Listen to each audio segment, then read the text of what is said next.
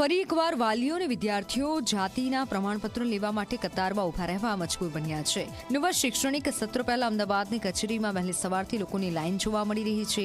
તંત્ર પણ પ્રમાણપત્ર ઝડપથી આપી શકાય તે માટે પ્રયાસ કરી રહ્યું છે અને આ માટે પાલડીમાં કેમ્પ પણ શરૂ કરાયો છે। જોકે કચેરીમાં પ્રમાણપત્ર માટે વધુ ટેબલ રાખવાની લોકો માંગ કરી રહ્યા છે।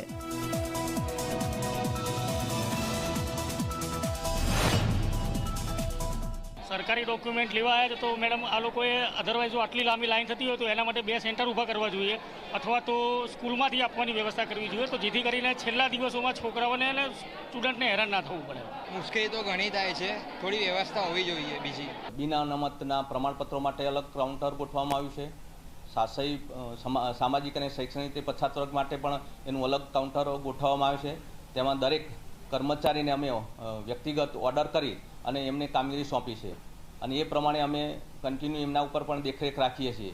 પછી બીજું રોજના 4:30 સુધી 500 એપ્લિકેશનો આવે છે અને એ પ્રમાણે અમે લગભગ એની સાંજે કચેરી બંધ થતાં પહેલાં અમે ચૂંટણી કરીએ છીએ અને એની ચકાસણી કરીને બીજા દિવસે એમને આપવામાં આવે છે।